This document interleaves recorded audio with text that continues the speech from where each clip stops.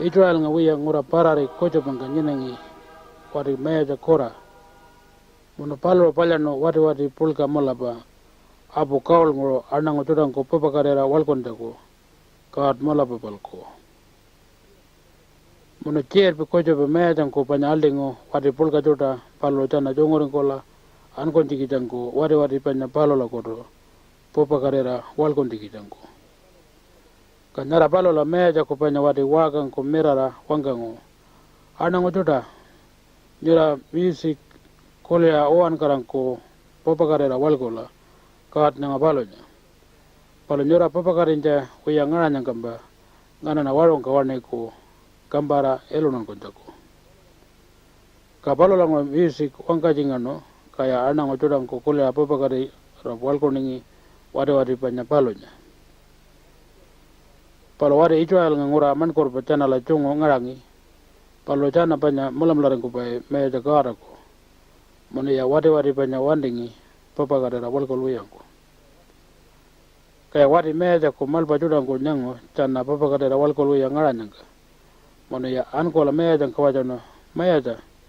wadi Mankurpa Israel ngura nyondola tongon bungo papakarera walko luya ka meja ko panya kolya wadi Mankurpa ko pijango mona chana la wajano nya ko nyora wadi nyanga ngayoko pokolara walko luyangko wandinyi nyora papakarera walko ndewayangko wandi nyangana ngayolo nyora nya Warungka charpajunani ka nyora nya wanyo kaat nyora mangko Wanka wanko yali nyora papanya kaat nyinanyi kaya wadi Mankurpa wajano ngana pa karangko Wanka wanko pala judo palo la nya wandi nyangka pala do ngana na elonyi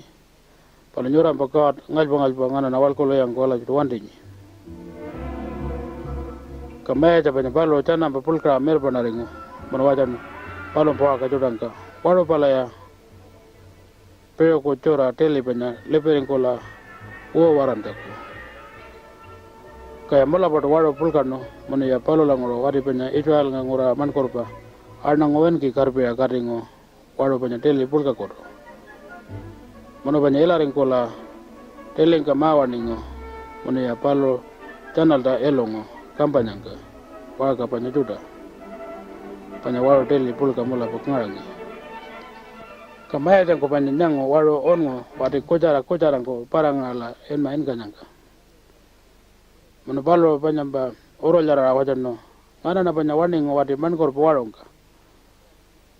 mano nyangana kuare nyanganyi wati kocara kampanya wiya ngaranyi ka wati kojo nyara jana la jongoringo nyara palo kara ko kajapron ba mano meja panya palo koleno mandawa mola pa chana nya kara lo Wanka no wadi nyanga Mankurpa mano palo waro kodo ankola chana nya aldingo wadi awa ngala ya ka panya chana waro ngoro ngala pakananga anango jodang ko nyangangi pika wi ala judo kamaya jang ko Wanka ngopalo la chana la kaat nyora mangko nyora nya Wanka na la judo panya palo panyora mulam laring kujangka kanyanga na nyora nya ngayolo nyakola koleni mula panyora pa kaat wedola mula pa panya kaat kojo bangko nyanga bro nyon ko pai wi ala judo